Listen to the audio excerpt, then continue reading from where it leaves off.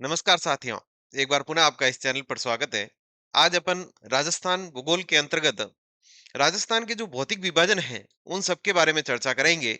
और अपन देखेंगे कि ये जो राजस्थान का भौतिक विभाजन किस आधार पर किया गया, पृथ्वी पहले कैसी थी, वैगनर का सिद्धांत क्या कहता है, और उसके बाद में जो भौतिक विभाजन है कौन सा ऊंचा है कौन सा नीचा भूभाग है।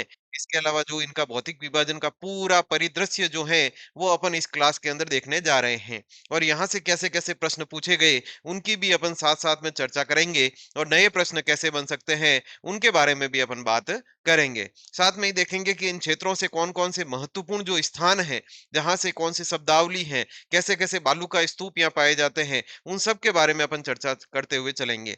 ये जो है वो वीडियो जो भौतिक विभाजन है ये 3-4 पार्ट में आएगा। पहले पार्ट के अपन देखेंगे कि शुष्क मरुस्थल प्रदेश, सेकंड के अंदर देखेंगे अपन अर्ध शुष्क मरुस्थल प्रदेश, फिर अरावली पढ़ेंगे, फिर दक्षिणी पूर्वी राजस्थान मैदानी प्रदेश, और उसके बाद में वो पूर्वी मैदानी प्रदेश और दक्षिणी पूर्वी जो पठारी प्रदेश हैं उसके बारे में अपन चर्चा करेंगे। तो अपन शुरुआत कर रहे हैं राजस्थान ज्योग्राफी की अंतर्गत भौतिक विभाजन की। अब देखिए, बिल्कुल शांत मन से आपको ये क्लास देखनी है ताकि पूरा जो अपन के जो टॉपिक है वो आपको आराम से समझ में आ सके। बिल्कुल आराम से अपन इसको पढ़ेंगे, और आपके यहाँ से सवाल गलत होने के फिर चांस नहीं होने चाहिए। देखिए, एक अल्फ्रेड वेगनर थे। अब आपको पता होगा कि राजस्थान के अंदर कहीं तो मैदानी भूभाग हैं, कहीं पर यानी कि पर्वतमाला है जैसे अरावली है, कहीं पर पठारी प्रदेश है, यानी कि कहीं पर रेगिस्तान है। तो ये सब कैसे हुआ? तो एक बार थोड़ी इसके पीछे की जो कहानी है उस पर अपन चर्चा कर लेते हैं, ताकि आपको जो है वो पुराना बैकग्राउंड यदि समझ में आ जाएगा तो फिर आगे आपको दिक्कत नहीं होगी कि ये बना कैसे था। देखिए, सबसे पहले बात करेंगे अल्फ्रेड वेगनर। देखिए, अल्फ्रेड जो वेगनर थे इन्होंने कहा था कि भाई पृथ्वी जो है वो पहले एक अलग तरीके की थी। अलग तरीके की कैसे? ये जो पृथ्वी है पहले जो है वो इस प्रकार की थी। पहले जो पृथ्वी है वो इस प्रकार की थी। इसे कहा गया था पेंजिया। इसे क्या कहते थे? पेंजिया कहते थे, पेंजिया। ये भूभाग है पूरा, और इसे कहते थे पेंजिया। ये पूरा भूभाग है, इसे कहते थे पेंजिया। अब जब इसके चारों तरफ अलग कलर से मैं बता देता हूं आपको। इसके चारों तरफ एक पानी का घेरा था, चारों तरफ पानी था। ये पूरा पानी था।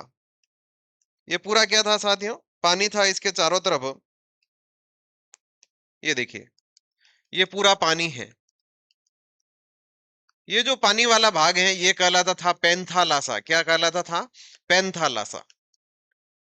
यहां तक आपको दो चीज समझ में आ गई कि अभी जो अपनी जो पृथ्वी है, जो अपने 7 महाद्वीप हैं, जो महासागर हैं, वो ऐसे नहीं थे। सबसे पहले ये बीच में एक जमीन वाला भाग था जिसे पेंजिया कहा जाता। देखो, पंजा होता है अपना, पंजा, पंजे के आकार, पंजा यानी कि जो है वो जमीन वाला भाग है। पंजा कहाँ रखेंगे अपन? पानी में थोड़ी रखेंगे। पंजा कहाँ रखेंगे? जमीन पर रखेंगे। तो पंजा से याद रखना पेंजिया। पेंजिया कौन सा? जमीन वाला भाग। तो पंजा कहाँ रखेंगे? जमीन पर रखेंगे। तो पेंजिया कौन सा है? जमीन वाला भाग। ये जो बीच वाला जो भाग है ये पूरा, ये वाला जो है ये है पेंजिया। और इसके चारों तरफ जो पानी था उसे कहा गया था पेंथालासा। यहां तक आपको समझ में आ गया? उसके बाद में देखिए, कुछ तो थ्योरिया कहती हैं कि भाई सूर्य और चंद्रमा की गुरुत्वाकर्षण शक्ति के कारण यानी कि पृथ्वी के दो टुकड़े हो गए। एक आता है प्लेट विवर्तनिकी सिद्धांत। ज्योग्राफी के अंदर आपने देखा होगा प्लेट विवर्तनिकी सिद्धांत, यानी कि प्लेटें जो हैं वो यानी कि अलग अलग भागों में विभाजित हो जाती हैं और पृथ्वी के दो टुकड़े हो जाते हैं। इसके अलावा कई बार जो ये पानी जो है आसपास में, इस पानी के दबाव पड़ने पर भी यानी कि इस पृथ्वी के दो टुकड़े हो जाते हैं। ये अलग अलग थ्योरिया इसके अंदर चलती है। सबसे ज्यादा जो मान्य थ्योरी है वो है प्लेट विवर्तनिकी सिद्धांत की। प्लेट विवर्तनिकी सिद्धांत की भी प्लेटें जो है वो आपस में इधर उधर हुई, और उसके कारण यानी कि पृथ्वी जो है वो दो हिस्सों में बट गई। जब पृथ्वी जब दो हिस्सों में बटी तो एक हिस्सा तो इसका ऊपर वाला बन गया, और एक हिस्सा जो था वो इसका दक्षिण वाला बन गया।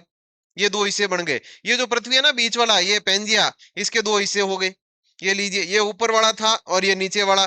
इसको कहा गया था अंगारा लैंड। क्या कहा गया था? अंगारा लैंड। और इसे कहा गया था गोंडवाना लैंड। गोंडवाना लैंड। यहां तक आपको समझ में आ गया होगा। सबसे पहले पृथ्वी एक पंजे के आकार के अंदर थी, यानी कि जिसे नाम दिया गया था पेंजिया। पेंजिया यानी कि पंजा। पंजा कहाँ रखते हैं? जमीन पर। तो पेंजिया कौन सा था? जमीन वाला भाग। उसके चारों तरफ जो पानी था उसे कहा गया था पैंथालासा।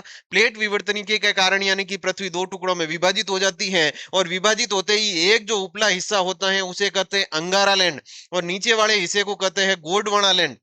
अब देखिए, एक मान लीजिए पौधा है, एक पौधा है, तो पौधा के यानी कि जो गोड होता है ना, मारवाड़ी में कहते हैं गोड। गोड का मतलब होता है जड़। जड़ वाला भाग नीचे रहता है, देखो गोड वाला भाग वो नीचे है। और जिस इसके अंग होते हैं ना, अंग, तो ये अंग वाला भाग ऊपर है।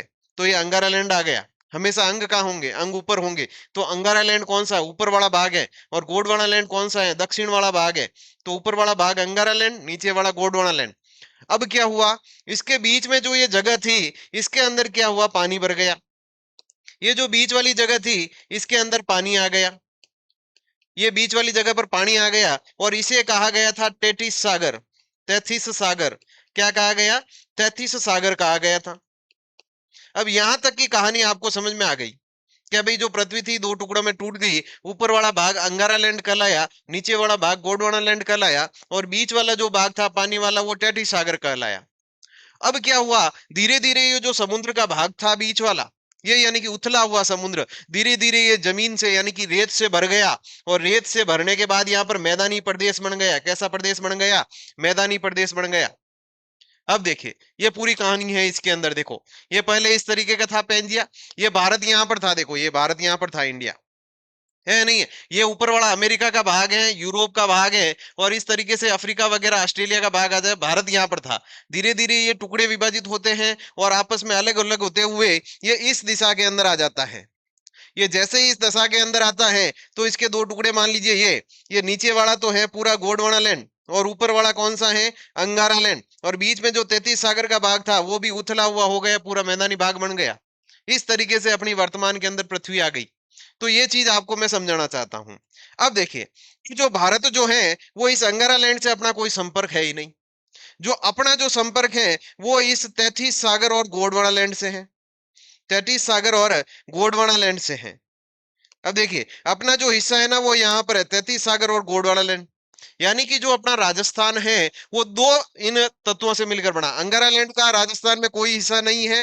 राजस्थान के अंदर एक तो तैतीस सागर का हिस्सा है, और एक गोंडवाना लैंड का हिस्सा है। बस राजस्थान पूरा इन दो तत्वों से ही मिलकर के बना है। यहां तक कि आपको कहानी समझ में आ गई। ये अल्फ्रेड वेगनर का सिद्धांत था कि पृथ्वी पहले पेंजिया थी, बाद में इसके चारों तरफ पैंथालासा जो पानी का भाग था वो कहा गया। पृथ्वी दो टुकड़ों में टूट गई। ऊपर वाला भाग अंगारा लैंड, नीचे वाला भाग गोंडवाना लैंड, बीच वाला भाग टेथिस सागर था, जो यानी उथला हुआ समुद्र था। यहाँ से समुद्री अवशेष भी मिलेंगे। जो अपने अकलवेट फोसिस्ट पार्क है ना, जब अपन पढ़ेंगे, वहां से समुद्र में पाए जाने वाले जीव जंतुओं के अवशेष भी मिले हैं। यानी कि ये कहा जाता है कि यहाँ पर पहले समुद्र था, जिसे तैतीस सागर नाम दिया गया। अब देखो, यहां तक कहानी समझ में आ गई, तो अपन चलते हैं आगे की तरफ। अब अपन पढ़ेंगे राजस्थान को जो है, वो सामान्य रूप से चार भागों में बांटा गया है। कितने भागों में बांटा गया है? चार भागों में। ये देखिए अपना राजस्थान है। अपना जो राजस्थान है, देखिए यहां से जो है वो अपनी अरावली पर्वतमाला निकलती है। कौन सी पर्वतमाला निकलती है साथियों? यहां से अपनी अरावली पर्वतमाला निकलती है। ये अरावली पर्वतमाला हो गई। एक भाग तो हो गया ये वाला। दूसरा भाग हो गया ये वाला पूरा रेगिस्तानी प्रदेश, ये वाला, ये पूरा, ये पहला भाग, ये दूसरा भाग हो गया। अब देखिए, यहां से लगा करके यहां तक, ये जो है, अलग कलर में बता देता हूं मैं आपको, ये वाला भाग, ये जो है, ये है अपना दक्षिणी पूर्वी पठारी प्रदेश। और ये जो बीच में बचा है ये वाला, ये है अपना पूर्वी मैदानी प्रदेश। पूर्वी मैदानी प्रदेश। ये है दक्षिणी पूर्वी पठारी प्रदेश। आगे मैं पूरा विस्तार से बताऊंगा, बढ़िया चित्र बना करके। ये है अपना अरावली प्रदेश, और ये है अपना मरुस्थलीय प्रदेश। ये चार भाग में बांट दिया राजस्थान को। अब देखिए, इन चार में से ये जो मैदानी मैदानी वाला भाग है ना, ये वाला, ये जो मैदानी वाला भाग है, देखिए ध्यान से देखिए साथियों, ये जो मैदानी वाला भाग है, एक तो ये अपना मरुस्थल वाला, एक तो ये, दूसरा जो ये पूर्वी मैदानी का भाग है, ये वाला, ये जो मैंने देखो ये हरा किया है, ये वाला, एक तो ये वाला और एक ये वाला। ये जो दोनों भाग हैं, ये अपने टेथिस सागर के अवशेष है, मैदानी भाग है।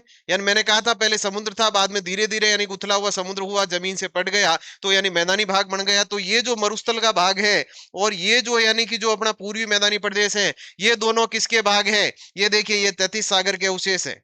मरुस्थलीय भाग और पूर्वी मैदानी प्रदेश। यानी कि जो वर्तमान में जो गंगा का मैदान है, गंगा यमुना का, ये उसका हिस्सा है, यानी उत्तर के विशाल मैदान का। अब पीछे बचा, अब पीछे दो चीजें बच गई है। पीछे देखिए, ये दो चीजें बची है। एक तो ये अरावली पर्वतमाला, पहाड़ी जो प्रदेश है, और एक ये बचा है दक्षिणी पूर्वी पठारी प्रदेश। ये जो दोनों हैं, ये जो हैं वो गोंडवाना लैंड के हिस्से हैं। अरावली और दक्षिणी पूर्वी पठारी प्रदेश किसके हिस्से हैं? गोंडवाना लैंड के अवशेष है। यानी कि जो प्रायद्वीपीय पठार है भारत के दक्षिण का, ये उसका हिस्सा माना जाता है। प्रायद्वीपीय पठार कौन सा है? यदि अपन भारत की बात करें तो ये जो नीचे वाला जो हिस्सा है, ये पूरा प्रायद्वीपीय पठार है, ये वाला। तो ये इसी का हिस्सा माना जाता है, ये दोनों को। यहां तक आपको कहानी समझ में आ गई होगी। यानी कि राजस्थान के अंदर अंगारा लैंड का कोई भी अवशेष मौजूद नहीं है। अपने यहाँ केवल तैतीस सागर और गोंडवाना लैंड के अवशेष है। प्रश्न कैसा बनेगा?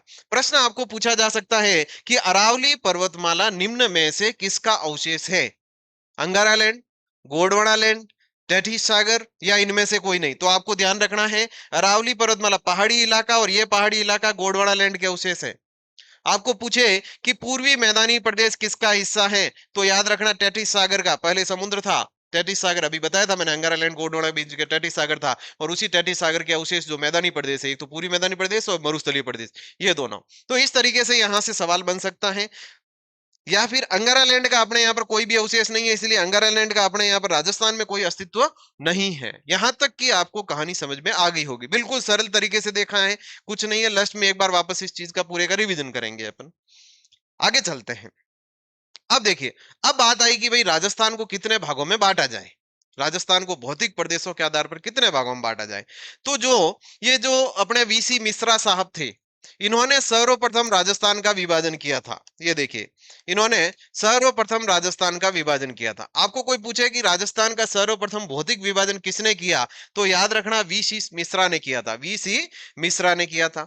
इन्होंने जो है वो टोटली 7 भागों के अंदर राजस्थान को बांटा है। कितने भागों में बांटा है? 7। यहां से यदि प्रश्न पूछा जाएगा तो सीधा सा पूछा जाएगा कि वीसी मिश्रा ने राजस्थान को कितने भौतिक प्रदेशों में बांटा है, तो सीधा सा याद रखना 7 भागों में बांटा है। कितना भागों में? 7 भागों में बांटा है। एक लाइन आपको याद होगी। अब देखिए, ये 7 भाग कौन कौन से हैं?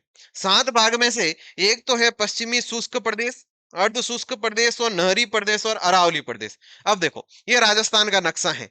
अपन यदि सीधी सी बात करें तो ये आ गई अपनी अरावली, ये अपनी अरावली आ गई। यहां तक आपको दिख रहा है, ये अपनी अरावली आ गई।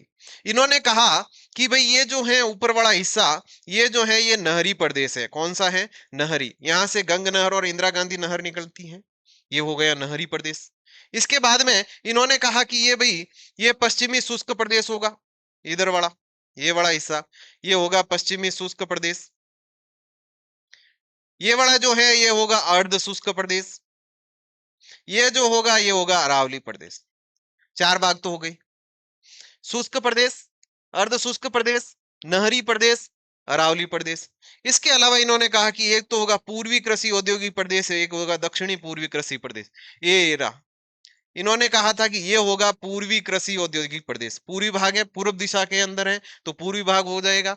एक होगा दक्षिणी पूर्वी, ये दक्षिणी पूर्वी, ये वाला जो हिस्सा है, ये टोटल इन्होंने कहा था कि ये दक्षिणी पूर्वी हो जाएगा। इसके अलावा इन्होंने कहा चंबल बीहड़ प्रदेश, ये जो चंबल नदी निकलती है, ये वाला क्षेत्र, ये वाला, ये होगा चंबल बीहड़ प्रदेश, चंबल बीहड़ प्रदेश। ठीक है, ये 7 प्रदेशों में इन्होंने बांट दिया।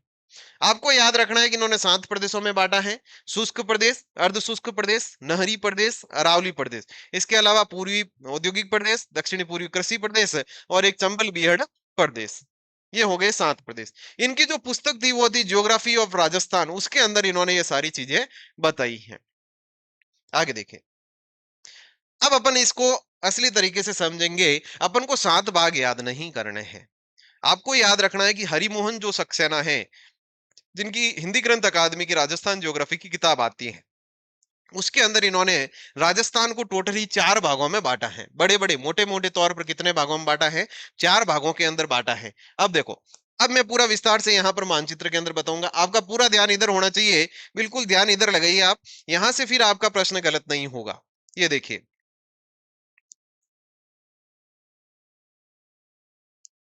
ये अपनी आ गई अरावली पर्वतमाला। ये कौन सी आ गई? अरावली पर्वतमाला। भौतिक विभाजन याद करते ही सबसे पहले आपको मानचित्र के अंदर हमेशा अरावली पर्वतमाला खींच लेनी है, यानी कि राजस्थान के दो टुकड़े तो ये कर देती है।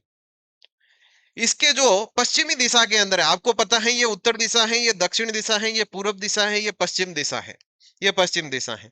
तो अरावली पर्वतमाला की जो पश्चिम के अंदर है, ये पूरा रेतीला मरुस्थल है, ये पूरा रेतीला मरुस्थल है। अब देखो, अब इधर की बात करेंगे।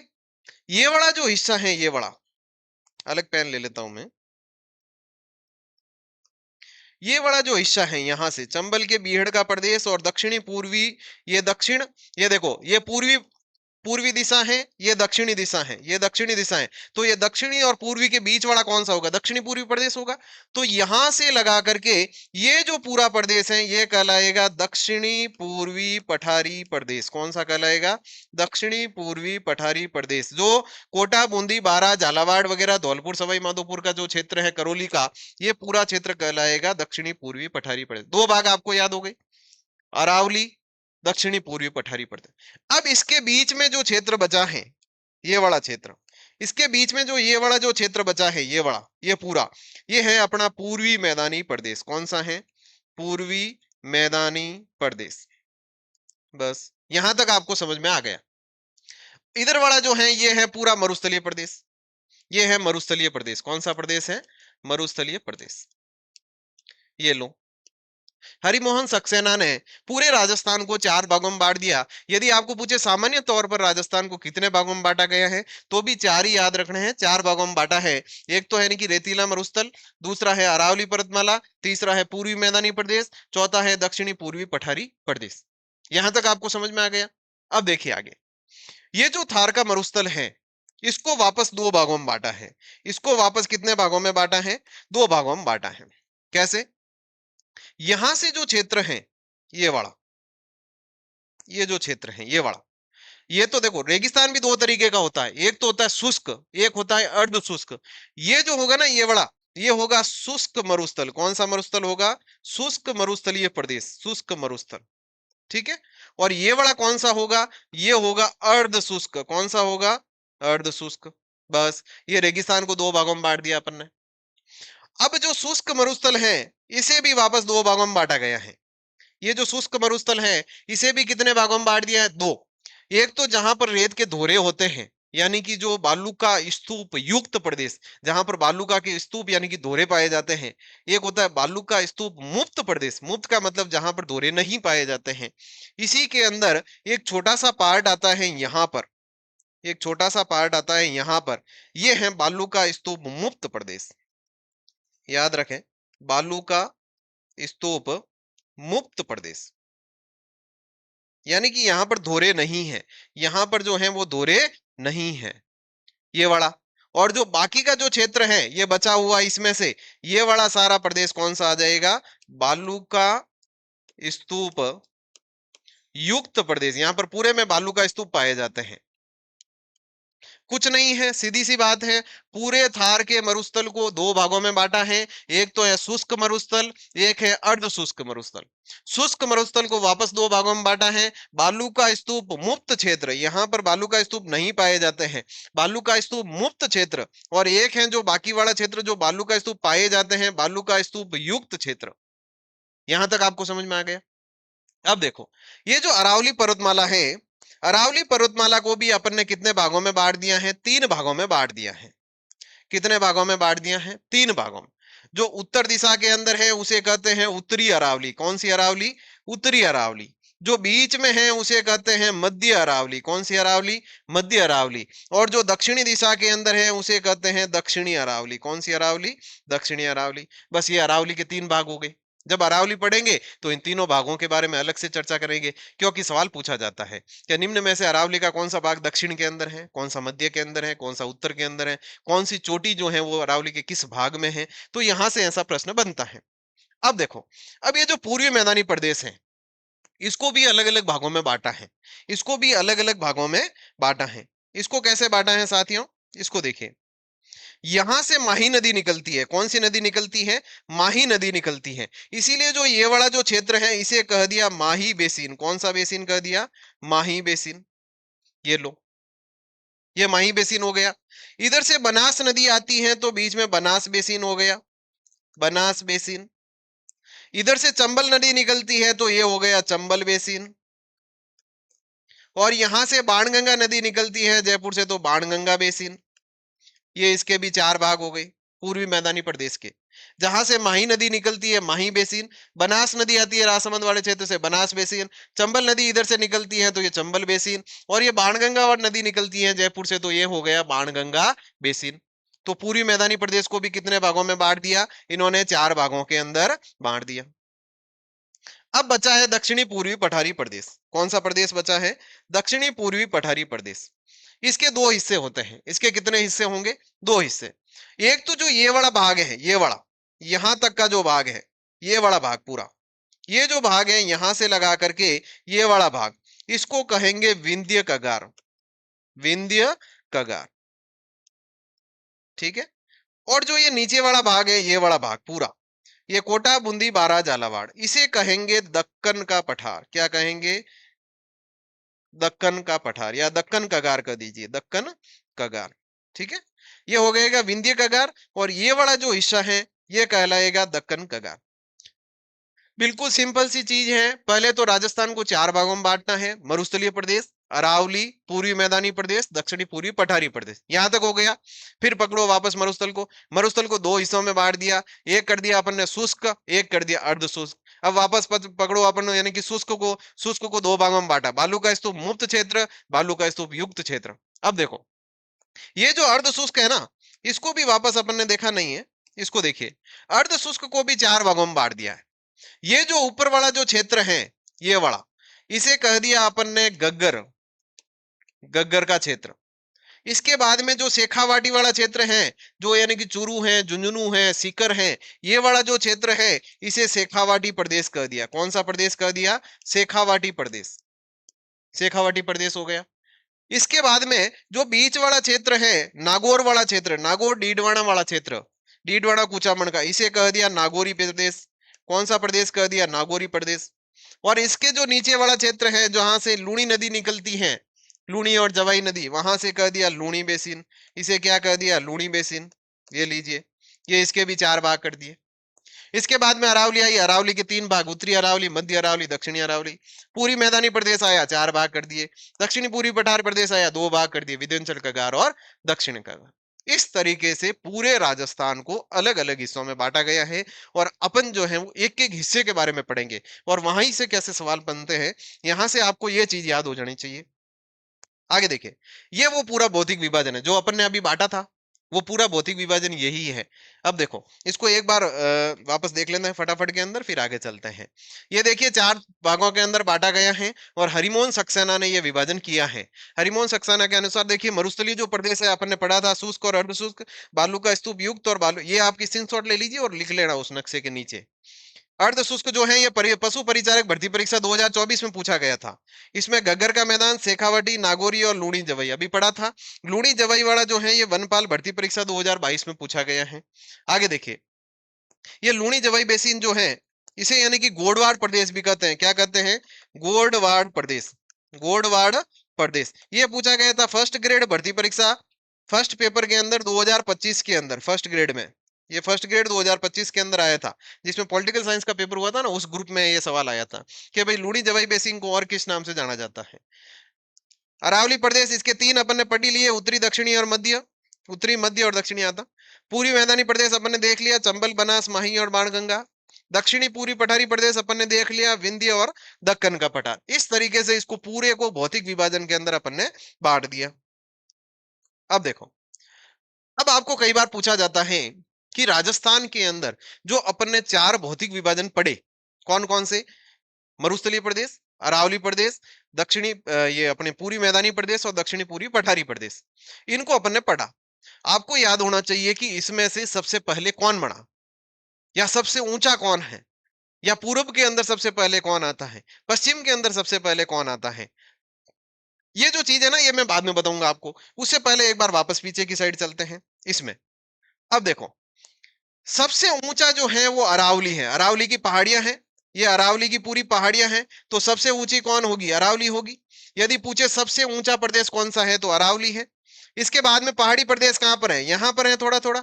तो सेकंड नंबर पर कौन होगा, पठारी प्रदेश। सबसे ऊंचाई से नीचे आ रहे हैं अपन, सबसे ऊंचा पूछे राजस्थान का प्रदेश, याद रखना अरावली वाला होगा। उसके नीचे कौन सा आएगा, दक्षिणी पूर्वी पठारी प्रदेश आएगा।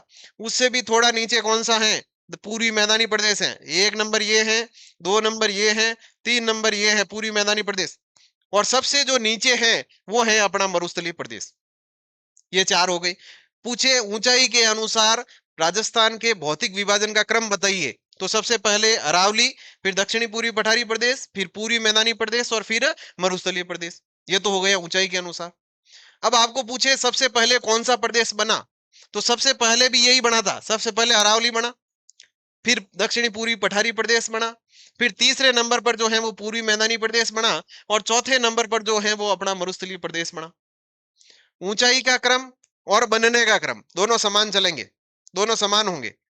तीसरी चीज, एक सवाल पूछा गया था परीक्षा के अंदर, आरपीएससी ने पूछा था कि राजस्थान के भौतिक विभाजन में पूर्व से पश्चिमी दिशा में इनके भौतिक विभाजन को आप यानी कि व्यवस्थित कीजिए। तो व्यवस्थित करना है तो सबसे पहले कौन सा आएगा, सबसे पहले देखो यही आएगा, सबसे पहले ये आएगा पूर्व दिशा के अंदर। इधर पूर्व दिशा है, ये देखो पूर्व दिशा, और इधर कौन सी दिशा है, इधर पश्चिम दिशा है। तो पूर्व से पश्चिम पूछे, इस साइड से इस साइड जाना है। पूर्व से पश्चिम पूछे, सबसे पहले दक्षिणी पूर्वी पठारी प्रदेश, उसके बाद में कौन सा आएगा, उसके बाद में पूरी मैदानी प्रदेश, उसके बाद में कौन सा आएगा, अरावली आएगा, उसके बाद में कौन सा आएगा, मरुस्थल आएगा। ये क्रम पूछ लिया था क्या भाई पूर्व से पश्चिम की ओर व्यवस्थित कीजिए। सवाल नया बन सकता है, कैसे, क्या इनको पश्चिम से पूर्व की ओर व्यवस्थित कीजिए। तो पश्चिम से पूर्व करना है तो सबसे पहले मरुस्थल ले लो, उसके बाद में कौन सा आएगा, अरावली आएगा, उसके बाद में कौन सा आएगा, पूरी मैदानी आएगा, उसके बाद में कौन सा आएगा, दक्षिण पूर्वी पठारी प्रदेश आएगा। कैसा भी उल्टा सीधा घुमा करके पूछ ले, आपको दिमाग लगा करके इसको सेट करना है। आशा करते हैं यहां तक आपको समझ में आया। यही है भौतिक विभाजन बनने का क्रम। सबसे पहले कौन सा बना, अरावली बना, अभी बताया था मैंने। उसके बाद में दक्षिणी पूर्वी पठारी प्रदेश बना, उसके बाद में पूरी मैदानी बना, और सबसे लास्ट में मरुस्थलीय प्रदेश। रेगिस्तान सबसे लास्ट में बना था, रेगिस्तान सबसे लास्ट में बना था। ऊंचाई के अनुसार पूछे, अवरोही क्रम सबसे ऊपर यानी कि सबसे ऊंचा वाला अवरोही पूछा है। आरोही पूछता, आरोही तो छोटे से बड़ा होता है और अवरोही होता है बड़े से छोटा। तो सबसे पहले अरावली है सबसे ऊंचा, सबसे ऊंचा यही भाग है। उसके बाद में थोड़ा सा नीचा ये बड़ा भाग है, उसके बाद में थोड़ा सा नीचा ये है, और ये बिल्कुल नीचा है पश्चिमी मरुस्थलीय प्रदेश। पूरी पश्चिमी पूछ लिया, पूर्व से लगा, देखो ये पूछा हुआ रिट लेवल 2 साइंस मैथ जनवरी 2026 के पेपर में, लेटेस्ट भर्ती परीक्षा हुई है 2026 के अंदर, साइंस मैथ का पेपर था, और रिट लेवल 2 के अंदर यह सवाल आया था कि राजस्थान के भौतिक विभाजन को पूर्व से पश्चिम के क्रम में व्यवस्थित कीजिए। तो ये देखिए पूर्व सबसे पहले दक्षिणी पूर्वी पठारी प्रदेश, फिर मैदानी, फिर अरावली, और फिर मरुस्थलीय। अभी बताया था मैंने, पूरा दिशाओं के बारे में आपको ध्यान होना चाहिए। स्क्रीनशॉट ले लीजिए इसका।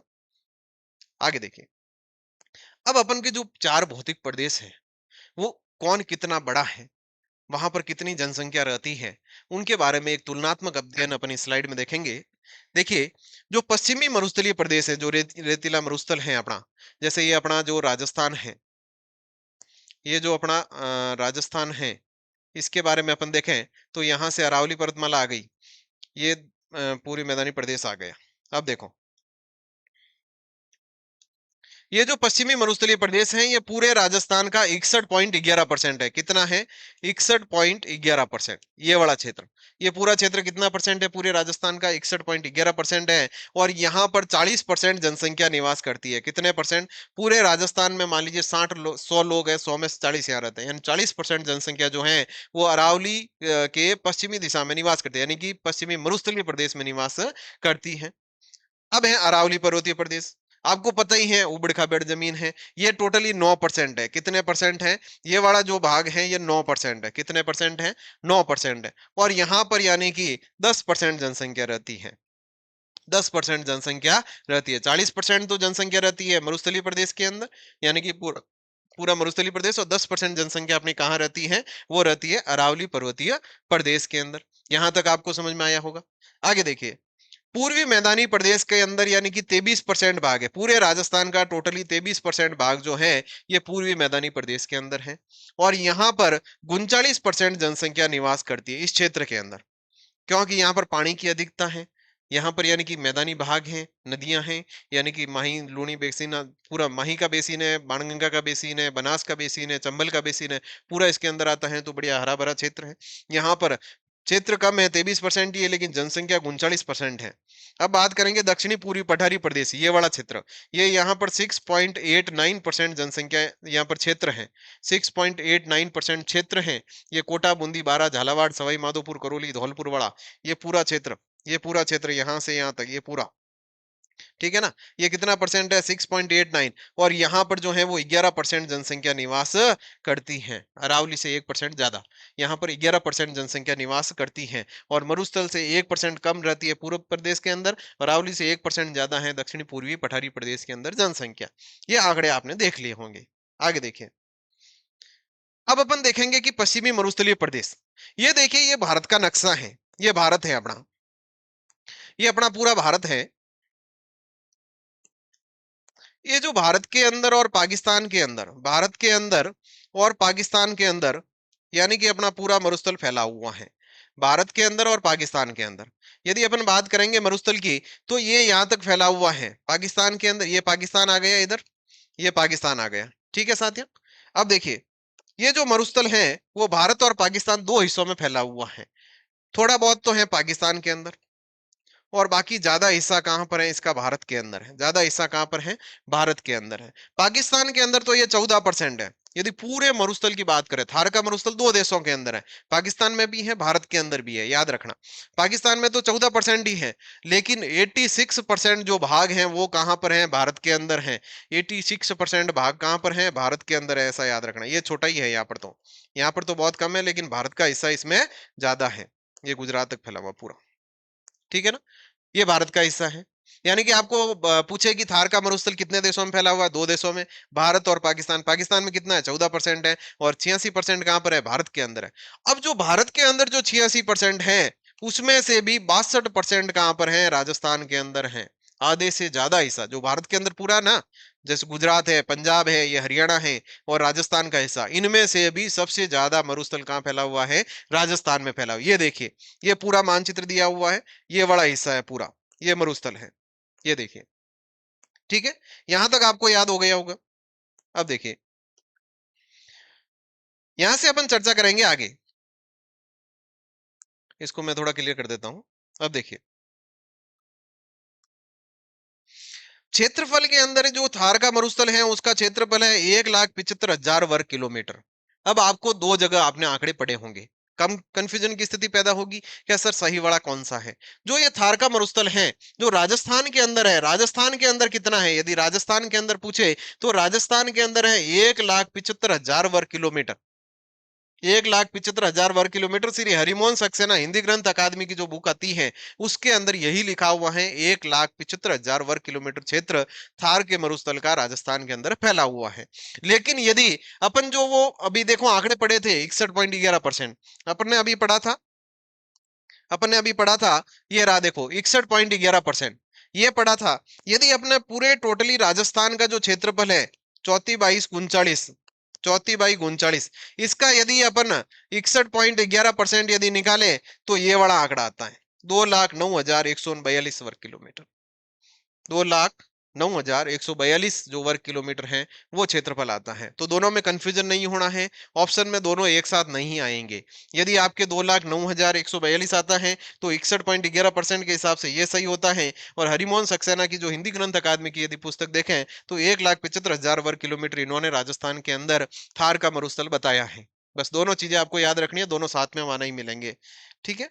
अब देखिए, राजस्थान के लगभग जो 16 जिले हैं, लगभग 16 जिले जो हैं, कुछ जिले तो पूरे ही मरुस्थल के अंदर हैं, और कुछ जिलों का थोड़ा अंश जो है वो मरुस्थल के अंदर आता है, और थोड़ा अंश अरावली पर्वतमाला के अंदर आता है। तो 16 जो जिले हैं वो इसके अंदर शामिल हैं। अब देखिए, जैसलमेर, बाड़मेर, बीकानेर, फड़ौदी, ये नया जिला बना है, फड़ौदी बालोतरा नया बना है। जालोर है, पाली है, जोधपुर, गंगानगर, हनुमानगढ़, चूरू, झुंझुनू, सीकर, नागौर, डीडवाना, कुचामन, पश्चिमी ब्यावर, ये जो हिस्सा है, ये बड़ा, ये पूरा ही यानी कि राजस्थान के अंदर अपने मरुस्थलीय प्रदेश में आता है। अब देखिए, ये जो अपन राजस्थान पढ़ने जा रहे हैं, ये जो अपन राजस्थान पढ़ने जा रहे हैं, ये पश्चिमी आ गए, इधर अपन की अरावली पर्वतमाला आ गई, अपन अब इसको देखेंगे, ये अरावली पर्वतमाला आ गई। अब अपन इसके बारे में चर्चा कर रहे हैं। अब जो अपन पढ़ रहे हैं ना, वो पूरे इस प्रदेश के बारे में पढ़ रहे हैं, अरावली पर्वतमाला के इस साइड का प्रदेश, इसके बारे में अपन पढ़ रहे हैं, ठीक है ना। यहाँ तो टोटली लगभग 16 जिले आते हैं और इस क्षेत्र के बारे में अपन चर्चा कर रहे हैं। अब अपना जो टॉपिक है वो ये वाला शुरू हो गया है। ये अरावली को अपन ने छोड़ दिया इधर वाला, अब अपन यहाँ से शुरू करेंगे, ठीक है ना। अब देखो, मरुस्थल का निर्माण जो कैसे हुआ, दक्षिणी पूर्वी पश्चिमी दक्षिणी पश्चिमी मानसूनी हवाओं से। दक्षिणी पश्चिमी दिशा से जो मानसूनी हवाएं चलती हैं, दक्षिणी पश्चिमी दिशा से जो मानसूनी हवाएं चलती है, उन्हीं हवाओं के कारण अपन के थार के मरुस्थल का जो है वो निर्माण हुआ है। और जो मरुस्थल का विस्तार हो रहा है वो भी इसी हवाओं से हो रहा है आगे की ओर। यह बदलती हुई जलवायु तथा मानवीय हस्तक्षेप का भी परिणाम है। यानी कि जो मरुस्थल बन रहा है उसके अंदर मानव का भी बहुत ज्यादा योगदान है। अभी अपन सौर ऊर्जा के कारण कई सारे यानी कि खेजड़ी के वृक्ष काट रहे हैं, आपने न्यूज़पेपर के अंदर देखा होगा। मानवीय हस्तक्षेप बहुत ज्यादा हो रहा है इसके अंदर। अति पशुचारण भी यानी कि रेगिस्तान के विस्तार को बढ़ावा देता है। ये यानी कि अपन खेती के अंदर जो है वो दवाइयों का ज्यादा प्रयोग करने लग गए हैं, केमिकल का प्रयोग करने लगे, तो उसके कारण भूमि बंजर हो रही है। धीरे धीरे भूमि बंजर होते होते वहां पर खेती नहीं होगी, और खेती नहीं होगी धीरे धीरे वो रेगिस्तान में बदल जाएगा। ये भी एक है। एक ज्यादा से ज्यादा अपन पेड़ काट रहे हैं, लगा तो नहीं रहे हैं लेकिन काट ज्यादा रहे हैं, तो काट रहे हैं तो फिर वो रेगिस्तान आगे आगे बढ़ रहा है। ये भी एक चीज है। दूसरी चीज है कि भाई जो रेगिस्तान के बढ़ने का एक यहाँ पर यानी कि जो भूमि का जो जल स्तर है वो बहुत नीचे चला गया है, गहरा चला गया है, पानी है नहीं, बेरे सूखे पड़े हैं, तो धीरे धीरे क्या हो रहा है, धीरे धीरे वो जो उपजाऊ जमीन थी वो रेगिस्तान में बदल रही है, वो रेगिस्तान के अंदर बदल रही है। यहाँ पर मिट्टी कैसी पाई जाती है, यहाँ पर रेतीली बलुई मिट्टी पाई जाती है, रेतीली बलुई मिट्टी पाई जाती है, जिसे यानी कि एंटीसोल व एरिडोसोल मिट्टी भी कहते हैं। अब देखो, ये जो अपन राजस्थान पढ़ रहे हैं, जब अपन मिट्टियों वाला भाग पढ़ेंगे तो मिट्टियों के अंदर अपन देखेंगे कि एंटीसोल्स होती है, एरिडोसोल्स होती है, इंसेप्टिसोल्स होती है, ये सारी मिट्टियां होती है। रेतीली तो आपको याद रह जाएगी। यदि पूछे एंटीसोल व एरिडोसोल मिट्टी कहाँ पर पाई जाती है, तो ये भी राजस्थान के मरुस्थल में पाई जाती है। अब यदि अपन राजस्थान के मरुस्थल के दो हिस्से करते हैं, यहाँ से मरुस्थल के दो हिस्से करते हैं, मरुस्थल के दो हिस्से कर दिए, तो यहां पर तो है एंटीसोल, कौन सी है, एंटीसोल। और इधर की बात करें तो यहां पर है एरिडोसोल, एरिडोसोल। ये भी पूछा हुआ है। देखो इधर पाकिस्तान है, इधर कौन सा देश है, पाकिस्तान। तो पाकिस्तान अपना क्या है, एंटी है। पाकिस्तान क्या है अपना, एंटी तो है। तो यहाँ पर कौन सी मिट्टी होगी, एंटीसोल होगी। तो एंटीसोल कहाँ होगी, पाकिस्तान की सीमा के नजदीक वाले भाग में। पाकिस्तान क्या अपना एंटी है, तो एनटीपी से है, तो यानी कि वहां पर एंटीसोल मिट्टी हो जाएगी। उसके बाद में आ जाएगी एरिडोसोल, ये अर्ध शुष्क क्षेत्रों के अंदर। अब देखो, यहां तक आपको समझ में आ गया। यहां पर जो है वो शुष्क व अत्यधिक यानी कि विषम जलवायु पाई जाती है। अब देखो, यदि बात करें अपन राजस्थान की, यहां पर मैं नक्शा बना के बताता हूं आपको। देखिए, हर एक चीज जो है वो मानचित्र से थोड़ी ज्यादा जल्दी और ज्यादा दिमाग के अंदर सेट हो जाती है, कि भाई हाँ, इस चीज को सर ने ऐसे बताया था। अब देखिए, बिल्कुल छोटी सी चीज है, ये आपको पता है अपनी अरावली है, ये आपको पता है अपनी अरावली है। अब देखिए, यहां पर अपन ने देखा था कि यहां से जो है वो अपना अर्ध शुष्क प्रदेश चालू हो जाता है, ये वाला। इधर जो है वो अपना यानी कि ये वाला जो क्षेत्र है ये पूरी मैदानी प्रदेश आ गया। अब देखो, यहां पर जो है ये वाला जो भाग है, इधर यानी कि जो है वो शुष्क जलवायु पाई जाती है। कौन सी पाई जाती है, शुष्क जलवायु पाई जाती है। ये जो अर्ध शुष्क वाला है, यहाँ पर अर्ध शुष्क जलवायु पाई जाती है। कौन सी पाई जाती है, अर्ध शुष्क जलवायु पाई जाती है। ये अरावली वाला प्रदेश है, यहाँ पर उपाद्र जलवायु पाई जाती है। कौन सी जलवायु पाई जाती है, उपाद्र जलवायु। ये जो पूर्वी मैदानी का प्रदेश है, यहाँ पर पाई जाती है आर्द्र जलवायु। कौन सी पाई जाती है, आर्द्र जलवायु। और जो दक्षिणी पूर्वी पठारी प्रदेश है, यहाँ पर पाई जाती है अति आर्द्र जलवायु, अति आर्द्र जलवायु। ये जब जलवायु का टॉपिक पढ़ेंगे उस समय इसको विस्तार से देखेंगे। अभी आपको ध्यान होना चाहिए कि रेगिस्तान जो मरुस्थल है, यहाँ से अरावली के इधर वाला भाग, ये अरावली आ गई, अरावली के इधर वाला भाग इधर शुष्क, और बीच में अर्ध शुष्क जो जलवायु पाई जाती है, बस यहाँ तक याद रखना। अब देखो, मरुदबिद वनस्पति यहाँ पर पाई जाती है, यानी कि बबूल है, खेजड़ी है। ये खेजड़ी देखा ही होगा आपने। बेर है, केर है, फोग है, आक है, थोर है, कैक्टस है। कैक्टस तो देखा है ना, वो बोलता है, जैसे आप बोलोगे वापस बोलता है, वैसे वो कैक्टस है। वो तो अभी बनाने लग गए मॉडल, लेकिन ये पौधा भी है, कैक्टस है, ये रेगिस्तान में पाया जाता है। इसके अलावा सेवण है, धामण है, करड़ है, ये घास पाई जाती है। कई बार सवाल पूछा गया है, धामण घास कहाँ पाई जाती है। ये मरुस्थल के अंदर पाई जाती है, रेगिस्तान के जैसलमेर में ज्यादा पाई जाती है। जो अपन के लाठी सीरीज जो क्षेत्र पढ़ेंगे ना अपन, पोखरण से लगा के मोहनगढ़ तक का जो क्षेत्र है, लाठी सीरीज क्षेत्र मीठे पानी का, वहां पर यानी कि सेवन, दामन और करड़ घास पाई जाती है। ये देखिए, ये ऐसी घास होती है, ये रही दामन घास। ठीक है ना। तापमान कितना रहता है, तो यहाँ पर गर्मियों के अंदर तो 49 डिग्री सेल्सियस तक तापमान चला जाता है, और सर्दियों के अंदर ये 3 डिग्री सेल्सियस तक आ जाता है। ये इतना यानी कि इस क्षेत्र के अंदर, इस पूरे क्षेत्र के अंदर तापमान रहता है। देखो इस क्षेत्र की बात कर रहे हैं अपन, ठीक है ना, मरुस्थल की। आगे देखो, प्रमुख फसलें कौन कौन सी होती है, तो यहाँ पर बाजरा है, ग्वार है, मोठ है, ये फसलें यहाँ पर ज्यादा होती हैं। बाजरा, ग्वार है, मोठ है, ये फसलें यहाँ पर ज्यादा होती है। अभी अपन ने साप्ताहिक करंट अफेयर्स के अंदर देखा होगा कि बाड़मेर के अंदर एक रामसर ब्लॉक है। कौन सा ब्लॉक है? रामसर ब्लॉक है। वहां पर बाजरे से, बाजरा जो जैविक उत्पादन करके वहां पर लड्डू बनाए जाते हैं, और मोदी जी ने अपने 130वें एपिसोड के अंदर मन की बात में उसका जिक्र भी किया था। बाजरा, ग्वार, मोठ आदि यहाँ पर फसलें पाई जाती हैं पश्चिमी मरुस्थल के अंदर। यहाँ पर कांटेदार झाड़ियां पाई जाती हैं, जिन्हें कहते हैं जीरोफाइड वनस्पति। क्या कहते हैं? जीरोफाइड वनस्पति कहते हैं। कांटेदार झाड़ियां होती है। यहाँ पर औसत वर्षा होती है 0 से 50 सेंटीमीटर। कितनी वर्षा होती है? 0 से लगा करके 50 सेंटीमीटर तक यहाँ पर औसत वर्षा होती है। औसत ऊंचाई की बात करें तो यहाँ पर 150 से लगा करके 300 मीटर तक की ऊंचाई है। यदि आप बात करेंगे अरावली के पास वाला क्षेत्र, उसमें तो 300 मीटर तक है, लेकिन जो समुद्र के नहीं है, पाकिस्तान के किनारे वाले की बात करेंगे तो वहां पर लगभग 150 मीटर तक की ऊंचाई पाई जाती है। सामान्य ढाल उत्तर पूर्व से दक्षिण पश्चिम की ओर है। ये जो अपना राजस्थान है, ये जो अपना राजस्थान है, ये जो अपना राजस्थान है, इसका जो सामान्य, ये अपन अरावली पर्वतमाला आ गई, इसका जो सामान्य ढाल है, ये वाला देखिए, उत्तर पूर्व से दक्षिण पश्चिम की ओर, यानी कि इसका ढाल इधर है। ये देखिए, इसका ढाल किस साइड है? इस साइड है।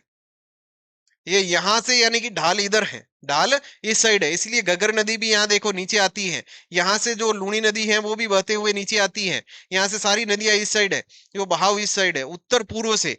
ये उत्तर देखो, ये दिशाएं हो गई, ये उत्तर, दक्षिण, पूरब, पश्चिम, तो ये हो गया ना उत्तर पूर्व। ये कौन सा हो गया? उत्तर पूर्व। तो उत्तर पूर्व से दक्षिण पश्चिम की ओर, दक्षिण पश्चिम की ओर ये रही, ये इस साइड इसका ढाल है, याद रखे। आगे देखो, औषधि चट्टानों की अधिकता के कारण यहाँ पर लिग्नाइट, खनिज तेल और गैस के भंडार पाए जाते हैं।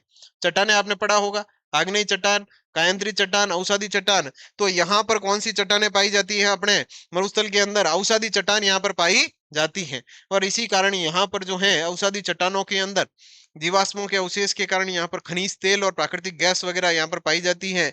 और आपने देखा होगा अपने बाड़मेर के अंदर प्राकृतिक गैस रिफाइनरी भी लग रही है अपनी, यानी कि तेल की रिफाइनरी भी लग रही है पचपदरा के अंदर।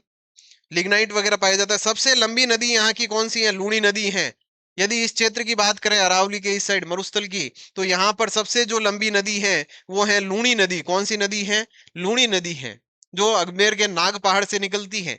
अजमेर के नाग पहाड़ से निकलती है, वहां से होते हुए नागौर, नागौर से ये ब्यावर, ब्यावर से पाली, जोधपुर होते हुए और आगे बाड़मेर तक, ये बालोतरा के अंदर ये मीठा और खारा पानी हो जाता है या नहीं है? तो ये आगे निकल जाती है। आगे देखिए, पश्चिमी मरुस्थल की सबसे लंबी नहर कौन सी है? तो वो इंदिरा गांधी नहर है। इंदिरा गांधी नहर है, जो यहाँ पर पश्चिमी मरुस्थल के अंदर सबसे लंबी नहर जो है वो इंदिरा गांधी नहर है, जो यहाँ से आती है, सतलज और यमुना बैराज से निकलती है, और यहाँ गंगानगर वगैरह होते हुए बीकानेर, जैसलमेर और बाड़मेर तक ये नहर चलती है। ये है इंदिरा गांधी लिफ्ट नहर। सबसे बड़ा अभ्यारण्य है इधर राष्ट्रीय मरु उद्यान जैसलमेर के अंदर, और यहाँ पर एक बड़ा राष्ट्रीय उद्यान भी है जिसे कहते हैं राष्ट्रीय मरु उद्यान जैसलमेर, जहाँ से आकलवुड फॉरेस्ट पार्क भी है नहीं? इन सब का ध्यान रखना, पश्चिम मरुस्थल के अंदर पाए जाते हैं। आगे देखिए, इसी मरुस्थल के अंदर सबसे बड़ा बांध है वो जवाई बांध है सुमेरपुर के अंदर। ये देखिए, ये जो अपना राजस्थान है, ये जो अपना राजस्थान, देखिए हर पेज पर राजस्थान का नक्शा बनाना पड़ेगा तभी आपको समझ में आएगा। ये अपना राजस्थान है, ये अरावली पर्वतमाला आ गई। अभी इस साइड पढ़ेंगे, इसको छोड़ देते हैं। अरावली पर्वतमाला के इधर पाली के अंदर, सुमेरपुर के अंदर, पाली में जो सुमेरपुर है वहां पर, सुमेरपुर के अंदर ये जवाई बांध बना हुआ है, जवाई नदी पर। कौन सी नदी पर है? जवाई नदी पर। सबसे बड़ा जिला जो जैसलमेर है, ये भी पश्चिमी मरुस्थल के अंदर ही है। अभी हम इस पर बात कर रहे हैं, तो इधर जो सबसे बड़ा जिला है वो जैसलमेर है। यदि पूछे पश्चिमी मरुस्थल के अंदर सबसे बड़ा शहर कौन सा है, तो जोधपुर है। सबसे बड़ा शहर कौन सा है, तो जोधपुर है। यदि पूछे कि विश्व का सबसे नवीनतम मरुस्थल है ये सबसे युवा मरुस्थल है, सबसे अंत में बड़ा हुआ मरुस्थल है। सभी मरुस्थल विश्व के अंदर जो भी मरुस्थल बने, सबसे लगभग सबसे अंत में बड़ा हुआ मरुस्थल अपने थार का मरुस्थल है, इसलिए इसे युवा मरुस्थल कहते हैं। कौन सा मरुस्थल कहते हैं, युवा मरुस्थल। सर्वाधिक धनी मरुस्थल है। धनी मरुस्थल का मतलब यहाँ पर लोग ज्यादा रहते हैं, यहाँ पर लोग ज्यादा रहते हैं, जनसंख्या ज्यादा है, और यहाँ पर लगभग अब नहरी आगे क्षेत्र आ गया है। नहरें आ गई हैं तो यहाँ पर खेती भी होने लगी है, फसलें भी होने लग गई है, उद्योग क्षेत्र भी लगे हैं, यानी कि ये सबसे धनी मरुस्थल है। अरावली का वृष्टि छाया प्रदेश है। अरावली का वृष्टि छाया प्रदेश है, इस चीज को समझना जरूरी है। इधर देखिए, इधर देखिए, बिल्कुल आराम से पढ़ेंगे अपन, आपके किसी भी पॉइंट के अंदर दिक्कत नहीं होगी। यदि आपको वीडियो पसंद आ रहा है तो आप यानी कि लाइक जरूर करें, कोई भी सुझाव है तो वो आप कमेंट्स में जरूर लिखें। और अब देखिए, अपन यहां से बात करेंगे। मैंने यहां पर अरावली प्रदेश बना दिया, ये मैंने क्या बना दी, अरावली बना दी। यहां तक आपको समझ में आ गया। इस लाइन का अर्थ आपको समझना है। ये लाइन क्या कहती है, ये लाइन कह रही है कि ये अरावली का वृष्टि छाया प्रदेश है। ये पूरी अरावली आ गई, ये क्या है, पूरी अरावली है। अब देखिए, यदि अपन भारत के अंदर बात करें, यदि अपन भारत के अंदर बात करें, देखिए बिल्कुल पॉइंट को क्लियर करते हुए चलेंगे अपन। यदि अपन भारत के अंदर बात करें तो ये अपना भारत का हिस्सा आ गया, मान लीजिए। तो ये अपना राजस्थान आ गया, ये अपनी अरावली आ गई, यहां पर पूरा हिमालय आ गया हिमालय। अब जब यहां से जो समुद्र से पानी आएगा, अरब सागर से, यानी कि हवाएं आएगी, तो ये क्या करेगी, ये जो हवाएं हैं,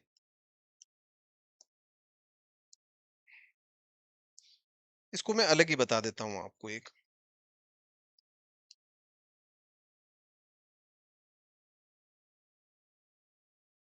अभी देखिए, अगली स्लाइड पर अपन चित्र बना के बता देते हैं। यहाँ थोड़ी जगह खाली है, मैं यहाँ बता देता हूँ। देखिए, ये अपना भारत है, बिल्कुल ध्यान से देखेंगे आप।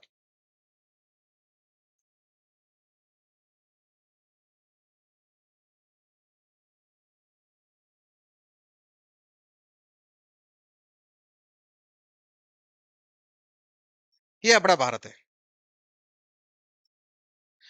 ये आपको पता है अपना राजस्थान आ गया, इधर अपना राजस्थान आ गया। यहां पर देखिए, ये अपनी अरावली पर्वतमाला आ गई, इधर जो है वो अरावली पर्वतमाला आ गई अपनी। ये देखिए, इधर आ गया ये पूरा हिमालय, इधर आ गए ये वापस हिमालय का भाग। ये ऐसे मुड़ता है यहाँ पर हिमालय, ध्यान रखना। गारो खासी जयंतिया यहाँ पर पहाड़ियां हैं। अब देखिए, अब क्या होता है कि यहां से जो पानी आएगा, यहां से जो बादल आएंगे, दक्षिणी पश्चिमी हवाओं से, अरब सागर से जो जल आएगा, वो क्या करेगा, ये जो पानी आएगा, ये जो बादल हैं वो सीधे आगे निकल जाएंगे, यहां पर टक्कर नहीं लगेगी। इसका मतलब राजस्थान के अंदर बारिश होगी नहीं, ये क्या होंगे, सीधे हिमालय की टक्कर खाएंगे। खाएंगे कि नहीं खाएंगे, एक शाखा यहाँ निकलेगी, यहां से टक्कर खाएगी और यहाँ भयंकर बारिश चलेगी चेरापूंजी के अंदर, और वापस यहाँ मुड़ जाएगी। यहां से राजस्थान, अपना पश्चिमी राजस्थान खाली रहा। दूसरी चीज, जो यहां से हवाएं गई, जो यहां से हवाएं गई, वो टक्कर खा करके इधर आएगी, वो टक्कर खा करके इधर आएगी। अब देखो, ये जो हवाएं जा रही हैं, ये यहां से टक्कर खाने के बाद बारिश करेगी, और जो भी बचा कुचा पानी है वो लेकर के इधर आएगी। अब जैसे ही इधर आएगी, तो इधर आने के बाद ये क्या करेगी, ये हवाएं यहां से गई हैं, और इधर आने के बाद ये अरावली से टक्कर खाएगी। अरावली से जैसे ही टक्कर खाएगी, तो यहां पर तो भयंकर बारिश होगी, होगी कि नहीं होगी, यहाँ पर भयंकर बारिश होगी। यहाँ देखो, यहाँ भयंकर बारिश करेंगे, और जो पीछे वाला क्षेत्र है ये पूरा सूखा हुआ रह जाएगा, बारिश यहीं पर होगी। ये पूरा सूखा हुआ रह गया पीछे वाला क्षेत्र, तो ये क्या हुआ, ये पूरा जो है वो वृष्टि छाया प्रदेश हो गया। अरावली का कैसा हो गया, वृष्टि छाया प्रदेश हो गया। इधर बारिश नहीं हो रही है, ये पूरी बारिश इधर ही थी, इधर वाले बादल सीधे निकल गए, और इधर वाले जो बादल हैं वो टक्कर खा करके पूर्वी राजस्थान के अंदर बारिश कर दी। तो इधर वाला जो क्षेत्र है, पीछे की साइड का क्षेत्र, अरावली के पीछे की साइड, पश्चिम की साइड का पूरा क्षेत्र खाली रह गया। बस ये है वृष्टि छाया प्रदेश। यहां तक आपको समझ में आ गया होगा। अब देखिए, ये अफ्रीका के ग्रेट पैलियो आर्कटिक मरुस्थल का पूर्वी भाग है। अब देखो, ये जो अपना यदि बात करें अपन, यदि अमेरिका की बात करें, ये अमेरिका आ जाता है, ये दक्षिणी अमेरिका आ जाता है, और इधर आ जाता है अफ्रीका। इधर कौन सा आ जाता है, अफ्रीका, और इधर यूरोप आ जाता है, और एशिया करके यहाँ पर भारत आता है, यहाँ पर भारत आता है, और यहाँ पर आ जाता है ऑस्ट्रेलिया वगैरह उस साइड में। अब देखिए, ये जो अफ्रीका का जो ये जो मरुस्थल है ना, ये बड़ा यूरोप का दक्षिणी हिस्सा और अफ्रीका का उत्तरी हिस्सा, इसी मरुस्थल का जो विस्तारित रूप है वो अपने ये थार का मरुस्थल है। बस ये जो मरुस्थल है उसी का विस्तारित रूप ये वाला है, उसी का विस्तारित रूप कौन सा है, अपना ये है। इसीलिए इसको कहते हैं ग्रेट पैलियो आर्कटिक, अफ्रीकी मरुस्थल का पूर्वी भाग है। अफ्रीकी नाम आएगा, अफ्रीकी मरुस्थल का पूर्वी भाग है। ये पूर्व दिशा हो गई ना, इस मरुस्थल के इधर पूर्व दिशा हो गई, तो इसका क्या हुआ, पूर्वी भाग हुआ। ग्रीष्म काल में निम्न वायुदाब का केंद्र मानसून को आकर्षित करता है। गर्मियों के अंदर, गर्मियों के अंदर सूरज की पूरी जो किरणें हैं वो कर्क रेखा पर पड़ती है, और कर्क रेखा आपको पता है बांसवाड़ा डूंगरपुर से होकर निकलती है, और इसी कारण पूरा जो ऊपर वाला जो राजस्थान है वो यानी कि थार का मरुस्थल जो है वो निम्न वायुदाब का क्षेत्र बन जाता है। और जैसे ही निम्न वायुदाब का क्षेत्र बढ़ेगा तो हवाएं जो है वो उच्च वायुदाब से निम्न वायुदाब की ओर जाएगी और मानसून को क्या करेगी, आकर्षित करेगी। सॉरी, जो थार का मरुस्थल है वो निम्न वायुदाब का क्षेत्र है। अब देखिए, ये चीज आपको समझ में आ गई होगी भाई, वृष्टि छाया प्रदेश क्या है, ग्रेट पैलियो आर्कटिक का भाग कैसे हैं, और वृष्टि अपन के मानसून को कैसे आकर्षित करता है। अब देखिए, यहाँ राजस्थान का सर्वाधिक दैनिक तापांतर पाया जाता है, कहां पर, थार के मरुस्थल के अंदर। जो अपना राजस्थान है, जो अपना राजस्थान है, राजस्थान के अंदर अरावली पर्वतमाला और इधर का जो है ये पूरा जो है यहाँ पर दैनिक तापांतर ज्यादा पाया जाता है। दैनिक तापांतर का क्या मतलब होता है, एक होता है वार्षिक तापांतर, एक होता है दैनिक तापांतर। दैनिक तापांतर का मतलब दिन में तो भयंकर गर्मी पड़ेगी, दिन में भयंकर गर्मी पड़ेगी और रात में भयंकर सर्दी पड़ेगी। दिन के अंदर यानी कि पूरे 24 घंटे के अंदर ही तापमान इधर उधर हो जाता है। दिन में तो भयंकर गर्मी, रात में भयंकर सर्दी। ये क्या हो? दैनिक ताप का अंतर, एक ही दिन के अंदर तापमान में अंतर, एक ही दिन में तापमान में आने वाला अंतर, वो होता है दैनिक तापांतर। ये सर्वाधिक यहाँ पर अपने रेगिस्तानी भाग में पाया जाता है। भूमिगत जल स्तर बहुत गहराई तक चला गया, ये बात मैंने बता दी। अब देखिए, ये जो राजस्थान है, ये राजस्थानी देखो ये रहा, इसके अंदर अपन बात करेंगे। अब देखो, ये अरावली पर्वतमाला, मैंने इतनी बार अरावली बढ़ा दी है कि आपके दिमाग में छप जानी चाहिए। ये अरावली पर्वतमाला आ गई। अब अरावली पर्वतमाला का जो ये हिस्सा है ये वाला, ये राजस्थान को दो भागों में बांटता है।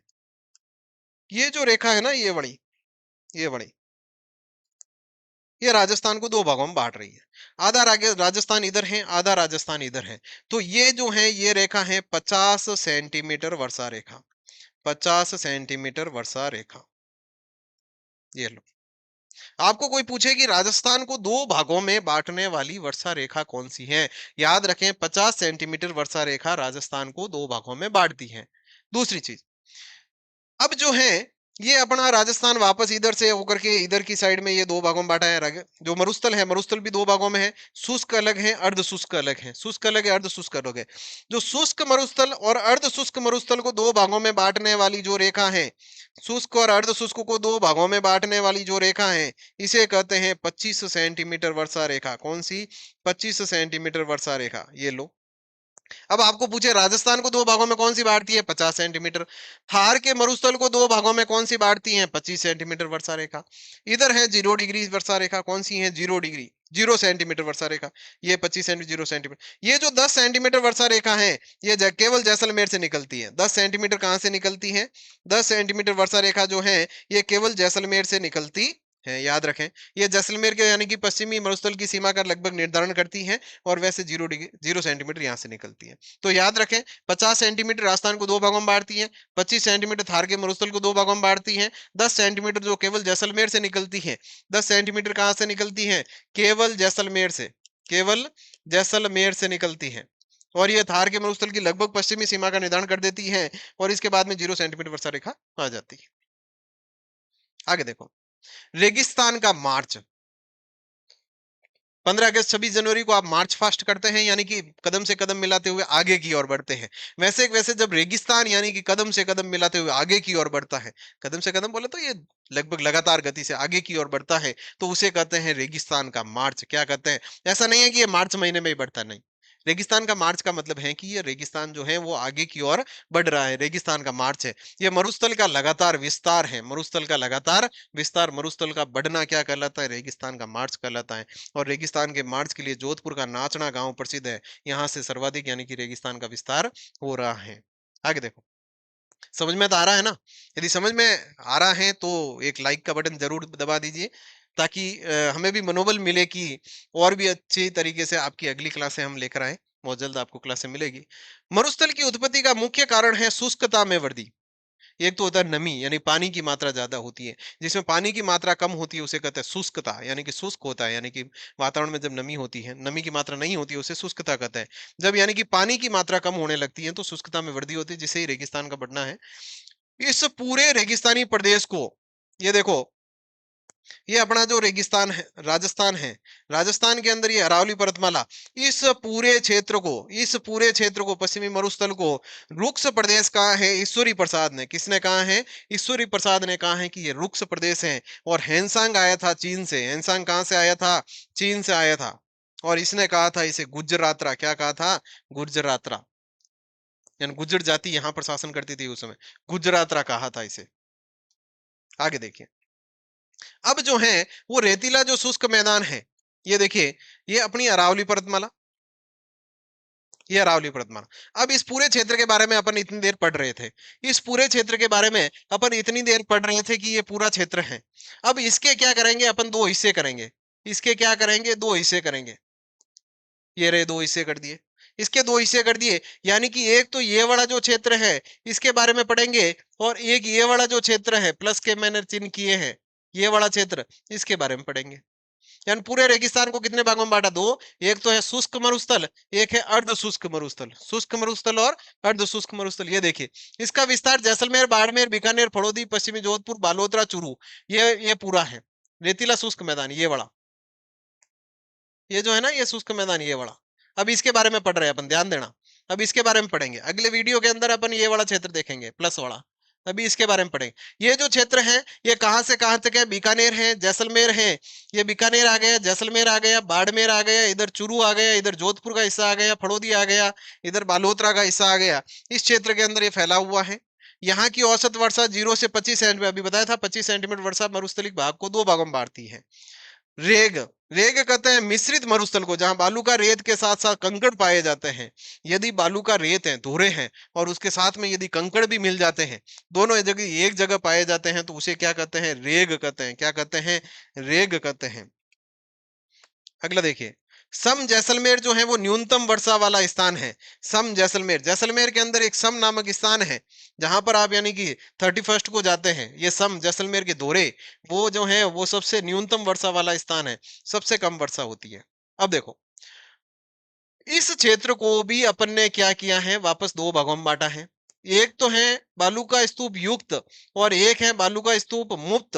बालू का स्तूप युक्त और बालू का स्तूप मुक्त। अब जो बालू का स्तूप युक्त है ये वाला क्षेत्र ज्यादा है, यानी कि इस शुष्क मरुस्थल के अंदर भी ये बालू का स्तूप युक्त वाला क्षेत्र ज्यादा है। 58.50% भाग पर ये फैले हुए हैं। इसे टीले, धोरे, टिबे या दरियन कहते हैं।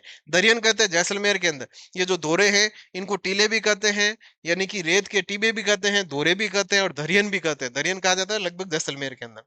सर्वाधिक जो स्थानांतरण है वो मार्च से जुलाई माह के मध्य होता है। रेत के जो स्तूप है वो सर्वाधिक, यानी कि आगे बढ़ते हैं या अपनी जगह चेंज करते हैं, वो सबसे ज्यादा करते हैं मार्च से लगाकर जुलाई के अंदर, जिस समय पश्चिमी हवाएं चलती हैं। सर्वाधिक जो बालू का स्तूप जो युक्त क्षेत्र है, जहां पर सबसे ज्यादा जो स्तूप पाया जाता है वो जैसलमेर के अंदर। सभी प्रकार के बालू का स्तूप पाए जाते हैं जोधपुर में। सभी प्रकार के जो बालू का स्तूप है, अभी पढ़ेंगे कि बालू का स्तूप कौन कौन से होते हैं। सभी प्रकार के बालू का स्तूप जो है वो जोधपुर में पाए जाते हैं। ईर्ग जो है वो रेतीला मरुस्थल है। रेतीला जो मरुस्थल है उसे कहते हैं ईर्ग। रेतीला जो मरुस्थल है उसे क्या कहते हैं? ईर्ग। और जो पथरीला जो मरुस्थल है उसे कहते हैं हमादा। क्या कहते हैं? हमादा। जो पथरीला मरुस्थल होता है ना, जो जहां पर भाटे ज्यादा होते हैं, कोकड़ी, यानी कि पत्थर ज्यादा होते हैं, उसे कहते हैं हमादा। अब देखो, बालू का स्तूप मुक्त क्षेत्र, ये वाला जो क्षेत्र है ना, ये वाला, ये है बालू का स्तूप मुक्त क्षेत्र। ये बालू का स्तूप जो मुक्त क्षेत्र है ये 41.50% भाग पर है, और सर्वाधिक ये भी जैसलमेर के अंदर है। इसके अंदर कहाँ कहाँ फैला हुआ है? ये पोखरण है, रामगढ़ है, लोधरवा, जैसलमेर है, बालोतरा, फड़ौदी और बाड़मेर के अंदर। कुछ बाड़मेर का हिस्सा भी इसमें शामिल है, कुछ फड़ौदी का हिस्सा भी शामिल है। ग्रेनाइट, सैंडस्टोन, चूना पत्थर यहाँ पर पाया जाता है। ये पथरीला है और यहाँ पर चूने पत्थर वगैरह पाए जाते हैं। परतदार चट्टाने हैं यहाँ पर। कौन सी चट्टाने हैं? परतदार चट्टाने इस क्षेत्र के अंदर, इसके अंदर ये वाला क्षेत्र। ये बाकी वाला बालू का स्तूप युक्त हो जाएगा, ये बालू का स्तूप मुक्त हो जाएगा, ठीक है ना। और यहाँ पर है, ये आपने देख लिया होगा कि दो भागों में अपन ने इसको बांट दिया है। आगे देखो, अब पढ़ेंगे बालू का स्तूपों के बारे में। जो रेत के जो दोहरे होते हैं, आप घूमने गए होंगे कभी जैसलमेर, बीकानेर, बाड़मेर की साइड में, वहां पर आपने दोहरे देखे होंगे। दोहरे भी यानी कि जो टीले होते हैं, जो बालू का स्तूप होते हैं, स्तूप का मतलब वो जो ऊपर नीचे बालू का होता है ना रेत, वो भी अलग अलग प्रकार के होते हैं। सबसे पहले होता है, वो होता है अनुदैर्ध्य। अनुदैर्ध्य या रेखीय या पवनानुवर्ती। यानी कि कैसे, मान लीजिए ये हवा चल रही है, ये क्या चल रही है, हवा चल रही है, और हवा की दिशा के अंदर ही बनने वाले ये ऐसे बनते हैं, इसी दिशा में बन रहे हैं। जिस साइड हवा चल रही है उसी साइड ये क्या बनते हैं, रेत के दोहरे बनते हैं। तो इसे कहते हैं अनुदैर्ध्य। दैर्ध्य द से दैर्ध्य, द से दिशा। जिस साइड हवा चल रही है उसी दिशा के अंदर ये बनते जाते हैं। जिस साइड हवा चल रही है उसी दिशा के अंदर, द से दैर्ध्य, देखो दैर्ध्य याद रखना, द से दैर्ध्य, द से दिशा, उसी दिशा के अंदर ये बनते हैं।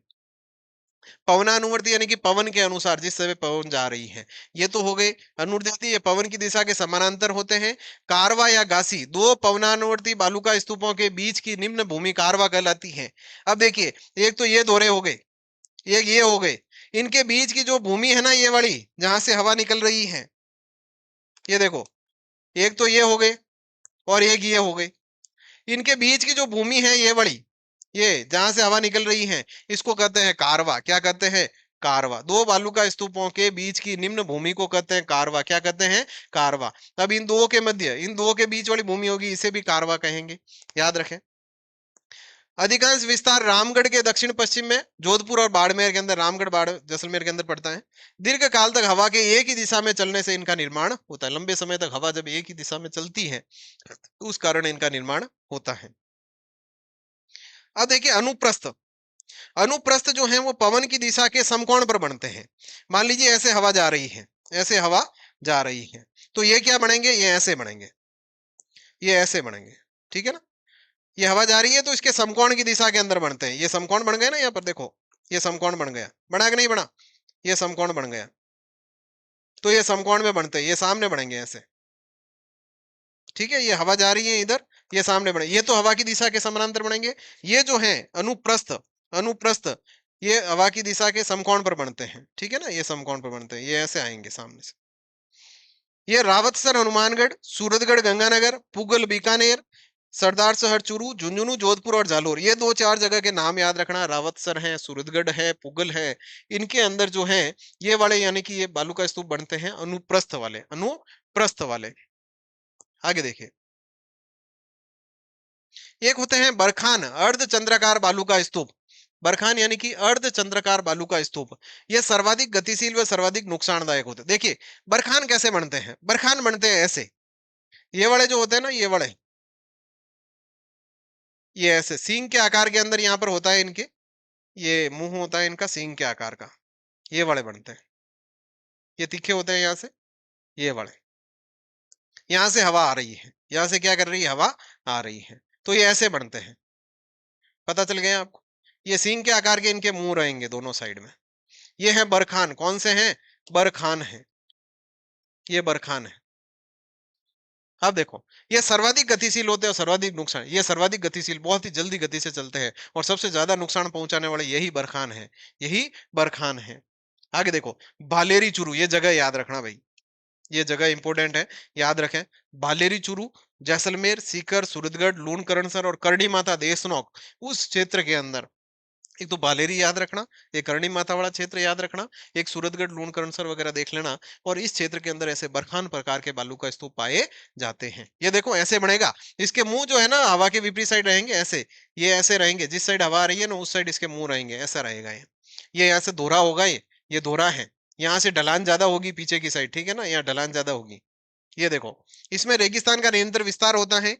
ढाड या थली, बरखान बालू का स्तूपों की दोनों भुजाओं के बीच वायु की रगड़ से गर्त का निर्माण होता है। अब जब ये दो भुजाएं हैं, एक ये वाली और एक ये वाली, ये बीच में जब यहाँ पर खड्डा बन जाता है, यहाँ पर जब गर्त बन जाता है, ये देखो, बरखान बालू का स्तूपों के बीच में जब यहाँ पर जो गर्त बन जाता है, गर्त का मतलब खड्डा बन जाता है हवा के कारण, उसे कहते हैं ढाड या थली। क्या कहते हैं, ढाड या थली कहते हैं। अब देखो, पवनाउन्मुखी यानी कि धीमी ढाल व पवन विमुखी ढलान तीव्र होती है। ये तो ढाल होगी कम, ये तो ढाल होगी कम, लेकिन ये वाली ढाल कैसी होगी? ये ढाल ज्यादा होगी, अंदर की साइड ढाल जो है वो ढलान ज्यादा होगी, विमुखी मतलब ढलान ज्यादा होगी। ये पूछा हुआ है, देखो ये पूछा हुआ है लिपिक ग्रेड सेकंड, एलडीसी के अंदर 2018 में प्रश्न पूछा गया था। ये क्या, तारा बालू का स्तूप। तारा बालू का स्तूप कैसे होते हैं? देखिए, ये ऐसे तारा बनता है, ये ऐसे, ये ऐसे, ये ऐसे और ये ऐसे, ये बन गया तारा। आ गई बात समझ में? यदि आप ऐसा करो तो ऐसे ही होता है, ये ऐसे ही बनता है। ये तारे के आकार में बन गए, ये तारे हो ना, ये चार सिर हो गए तारे के। वैसे तारा तो अपन ऐसे बनाते हैं, ये देखो चार सिर, एक दो तीन चार, है नहीं? ऐसे कैसे ये बनता है? ये बनता है तारा बालू का स्तूप। कुछ नहीं है, आपको कैसे बनाना है? आपको पहले तो एक ऐसे बनाना है, एक वापस ऐसे बनाना है, बना दोगे दो। इसको फिर क्या करना है? ऐसे उल्टा करना है और इसको उल्टा करना है, ये बन गया। ये है तारा बालू का स्तूप। तारा बालू का स्तूप का तारे के समान होता है। मोहनगढ़, पोखरण और सूरतगढ़, ये तीन जगह याद रखनी। मोहनगढ़, पोखरण और सूरतगढ़, मोहनगढ़, पोखरण और सूरतगढ़, इसके अंदर यानी कि तारा बालू का स्तूप होते हैं। दिशा बार बार बदलते हैं और ऊंचाई 10 से लगाकर 25 मीटर तक ये ऊंचे होते हैं। 10 से लगाकर 25 मीटर तक ऊंचे होते हैं और बार बार दिशा बदल देते हैं। अगला देखिए, एक होता है पैरोबोलिक, यानी परवलयाकार बालू का स्तूप।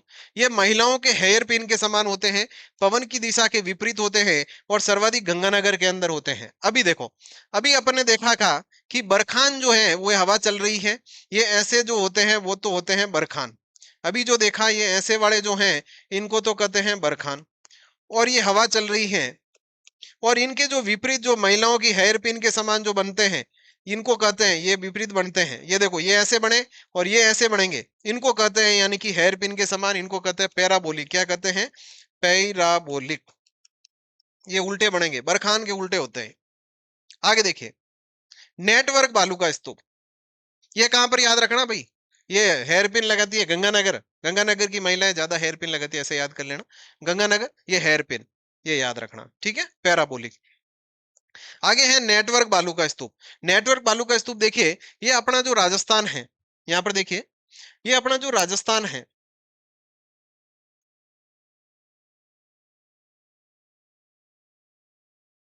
ये राजस्थान है, यहाँ पर गंगानगर है, यहाँ पर हरियाणा, ये अपना हनुमानगढ़ है, ठीक है ना? ये हनुमानगढ़ है। इसमें क्या लिखा हुआ देखिए, रेखीय, ये बालू का स्तूपों के 500 पीछे की साइड होते हैं, विस्तार हनुमानगढ़ से लगाकर हिसार भिवानी हरियाणा तक है। ये यहाँ से यहाँ तक फैले हुए हैं ऐसे, इसको ध्यान से देखना। ये कई बार पूछा हुआ सवाल है। ये गंगानगर आ गया, ये हनुमानगढ़ आ गया, हनुमानगढ़ से लगाकर हिसार तक, यहाँ तक ये ऐसे फैले हुए हैं ऐसे, ये बालू का स्तूप है ऐसे। वापस देखिए, ये ऐसे होते हैं नेटवर्क के समान, ठीक है ना? ये नेटवर्क आगे से आगे जुड़े हुए रहते हैं। ये कहां से कहां तक है? हनुमानगढ़ से शुरू होते हैं और हरियाणा हिसार तक चलते हैं। ये हो गए, भिवानी हरियाणा तक चलते हैं। ये यहां तक है ऐसे। आगे देखिए, नेब खां। ये नेबखा होता है, ये झाड़ियों के पीछे बनते हैं। मान लीजिए ये रेत के दोरे हैं, ये रेत के क्या है? दोरे हैं। इन पर बनी हुई है झाड़ियां, क्या बनी हुई है? झाड़ियां बनी हुई हैं। इन पर झाड़ियां बनी हुई हैं, ये झाड़ियां आ गई। ये क्या करेंगे? झाड़ियों के पीछे बढ़ेंगे, ये पीछे की साइड बढ़ेंगे यहाँ।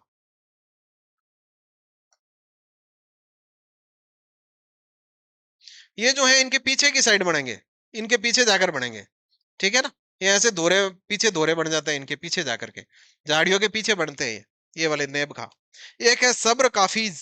सब्र काफिज, ये जो है ये नेब खा बालू का स्तूप भी कहते हैं इनको। ये छोटी झाड़ियों या ऊंचे घास के झुंड, ये नेब खा काट लेना। ये नेबखा वाला तो थोड़ा अलग है, ये झाड़ियों के पीछे बनते हैं, झाड़ियों के पीछे बनते हैं। और सब्र काफी जो है, ये झाड़ियां ऊंचे झुंड के चारों ओर बनते हैं। देखो, नेबखा तो बनेगा, मान लीजिए ये झाड़ी है तो इसके पीछे की साइड में, पीछे की साइड में बनेगा। और जो ये सब्र काफीज है, ये क्या करते हैं? ये जो भी झाड़ियां हैं, झाड़ियां हैं या ऊंचे घास के झुंड हैं, उनके चारों तरफ बन जाते हैं, उनके चारों तरफ बढ़ जाते हैं। ये मान लीजिए कोई पेड़ है तो इसके चारों तरफ बढ़ गए, चारों तरफ, ये तो केवल पीछे की साइड। और ये जो सब्र काफी है, ये क्या करते हैं? चारों तरफ बढ़ते हैं। इनका विस्तार संपूर्ण पश्चिमी राजस्थान में लगभग पाया जाता है। आगे देखिए, सीप। सीप प नहीं है, इसको सी फ कर देना। सी फ, सी फ कर देना, टाइपिंग मिस्टेक है, सी फ कर देना, ठीक है। अब देखिए, इनमें केवल एक ही भुजा होती है। अभी देखो, अभी अपन ने बरखान देखा था कि बरखान ऐसे बनते हैं, ये देखा था बरखान, ये देखा था बरखान, ये बरखान देखा था, ठीक है? अब इन सीप में कैसा होगा? ये बनेंगे तो ऐसे ही, लेकिन इनकी क्या होगी? एक भुजा होगी ऐसे। बस ये हवा आ रही है, ये ऐसे बनेंगे। ये इनकी एक भुजा आगे जाएगी। ठीक है ना? इसमें सीधा लिखा हुआ है, इसमें केवल एक ही भुजा होती है सीफ के अंदर। सीफ के अंदर कैसी होती है? एक ही भुजा होती है। बरखान में तो दोनों भुजाएँ होती है और इनके अंदर केवल एक ही भुजा होती है। आगे देखिए, चूरू, बीकानेर, जैसलमेर में पाए जाते हैं। अवरोधी बालू का स्तूप। मान लीजिए किसी का मकान आ गया, दीवार आ गई या कुछ, यानी कि कुछ भी अवरोध आ गया, अवरोध का मतलब आगे कुछ आ गई, तो उसके यानी कि पास में बनने वाले, उसके कारण बनने वाले किसी अवरोध के सहारे बालू का स्तूपों के जमाव। मान लीजिए ये जो है, मान लीजिए किसी मकान की दीवार आ गई, ये ऐसे किसी, मान लीजिए मकान की दीवार है, यहाँ पर यानी कि हवा आ रही है, तो ये रेत के दोहरे जो यहाँ पर बन जाएंगे ना स्तूप, ये कहेंगे बालू का स्तूप, इनको अवरोधी बालू का स्तूप। इनका विस्तार अरावली के पूर्व में भी है, पूर्वी के अंदर भी यानी कि इनका विस्तार पाया जाता है। ये देखिए, चाकसू है, गोहंदी, फागी, बगरू, बगरू जयपुर के अंदर पड़ता है। गाबाड़ है, पुष्कर, नागपाड़, नागपाड़ से यानी कि आपको पता है लूनी नदी निकलती है।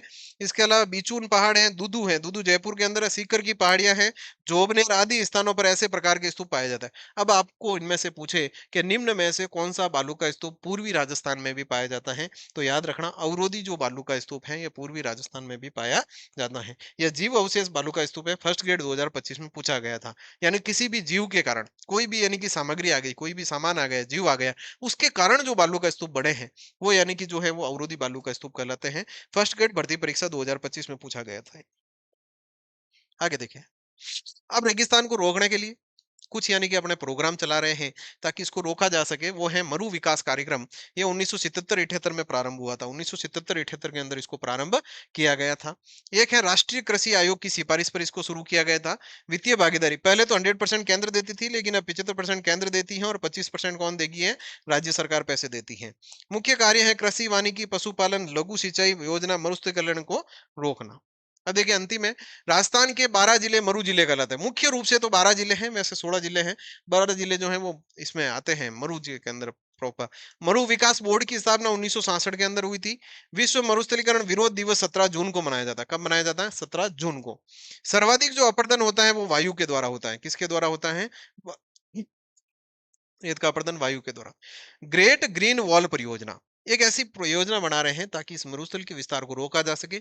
ज्यादा से ज्यादा जो पेड़ है वो एक एक वॉल लेते, यानी कि वॉल यानी कि पेड़ों की दीवार बनाई जाए। कितने किलोमीटर तक? 1400 किलोमीटर तक। यानी कि ये जो है, ये गुजरात है, राजस्थान है, हरियाणा है, दिल्ली तक इसको विस्तार करना है।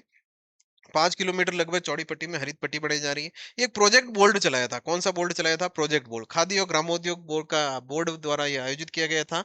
और सूखे क्षेत्र में बांस के उद्यान लगाने थे, और जिसे यानी कि निकल मांडवा उदयपुर से 2021 में इसको शुरू किया गया था, ताकि अपन के रेगिस्तान के जो विस्तार है उसको अपन रोक सके। इसी तरीके से अपन ने देखा कि कैसे पूरी पृथ्वी बनी है। पूरी पृथ्वी कैसे थी, कैसे यानी कि वेगनर ने यानी कि पेंजिया और पैंथालासा एक अलग अलग भाग थे, उसके बाद में दो हिस्से हो जाते हैं। अंगारा लैंड और गोंडवाना लैंड बनते हैं, बीच में टैटी सागर आ जाता है जो पहले समुद्र था, बाद में धीरे धीरे उतला यानी कि रेगिस्तान बन जाता है, यानी कि मैदानी भाग बन जाता है। और उसी का हिस्सा जो राजस्थान के अंदर मरुस्थल और पूर्वी मैदानी प्रदेश, और जो गोंडवाना लैंड है उसका हिस्सा होता है अरावली और दक्षिणी पूर्वी पठारी प्रदेश। उसके बाद में देखा था कि कैसे वीसी मिश्रा साहब ने इसको 7 भागों में बांटा था। बाद में देखा था कि हरिमोहन सक्सेना जी ने इसको 4 भागों में बांटा है। 4 भाग ही अपने लिए इंपॉर्टेंट है। वो है मरुस्थली प्रदेश, अरावली प्रदेश, इसके बाद थार का अपने दक्षिणी पूर्वी पूर्वी मैदानी प्रदेश और दक्षिण पूर्वी पठारी प्रदेश। उसके बाद में देखा था कि कैसे मरुस्थलीय प्रदेश को 2 भागों में बांटा गया, शुष्क और अर्ध शुष्क प्रदेश। और वापस यानी कि शुष्क को भी 2 भागों में बांटा गया, बालू का स्तूप और बालू का मुक्त, बालू का स्तूप युक्त और मुक्त। अर्ध शुष्क को भी अपने 4 भागों में बांटा था, गग्गर का, बाद में शेखावटी का, बाद में नागौर का, बाद में लूणी का। उसके बाद में अरावली को 3 भागों में बांटा था, उत्तरी अरावली, मध्य अरावली, दक्षिणी अरावली। और उसके बाद में अपन ने देखा था कि पूर्वी मैदानी प्रदेश को 4 भागों में बांटा था, Banganga basin, Chambal basin, Banas basin और नीचे माही बेसिन। उसके बाद में दक्षिण पूर्वी पठारी प्रदेश को 2 भागों में बांटा था, दक्कन का पठार तथा विंध्यन का पठार। विंध्यन का पठार ऊपर है, दक्कन का पठार नीचे है। उसके बाद में देखा था कि कौन कौन से यहाँ पर बालू का स्तूप है, बरखान कैसा है, अनुप्रस्थ कैसा है, अनुदैर्ध्य कैसा है, सीप के आकार का कैसा है। इसके अलावा यानी कि अपने देखा था पैरोबलिक बालू का स्तूप क्या होते हैं, अवरोधी बालू का स्तूप क्या होते हैं, सारी चीजों के बारे में अपन ने देखा। इस तरीके से शुष्क जो मरुस्थल को जो प्रदेश है वो अपने पूरा होता है। अगले वीडियो के अंदर अपन देखेंगे कि अर्ध शुष्क मरुस्थल के कैसे हैं, जैसे लूणी है, शेखावाटी है, नागौरी है और ये अपने गग्गर बेसिन है। इन चारों के बारे में अगले वीडियो के अंदर अपन चर्चा करेंगे। और यदि आपको वीडियो पसंद आया तो अपने साथियों के साथ ज़रूर से इसको शेयर करें, सब्सक्राइब करें। यदि आपने चैनल सब्सक्राइब नहीं किया तो इसको सब्सक्राइब करें, बेल आइकन को दबा दें ताकि अगली सूचना आपको जल्द मिल सके। व्हाट्सएप ग्रुप के लिए यदि आप जुड़ना चाहते हैं, प्रतिदिन यदि आप करंट अफेयर्स पढ़ना चाहते हैं, तो अपना व्हाट्सएप ग्रुप भी है और ये नंबर है उसके। इस नंबर पर मैसेज करना है और आपको करंट अफेयर्स के व्हाट्सएप ग्रुप के अंदर जोड़ दिया जाएगा, जहाँ पर आपको प्रतिदिन का करंट अफेयर्स मिलेगा। साप्ताहिक और मासिक करंट अफेयर्स आपके प्रतिदिन वीडियो आ ही रहे हैं। हर सप्ताह साप्ताहिक वाला आ जाता है और हर महीने एक मासिक वाला वीडियो भी राजस्थान करंट अफेयर्स का अपने आ जाता है। फर्स्ट ग्रेड की तैयारी करने वाले साथियों के लिए शैक्षिक प्रबंधन की सीरीज चली रही है। 2-3 वीडियो उसके आ चुके हैं, तो वो भी आप ज़रूर देखें। तब तक स्वस्थ रहें, मस्त रहें, व्यस्त रहें। सबसे बड़ी बात सकारात्मक रहते हुए अपनी पढ़ाई को एक नई दशा व दिशा प्रदान करावें। बहुत-बहुत धन्यवाद।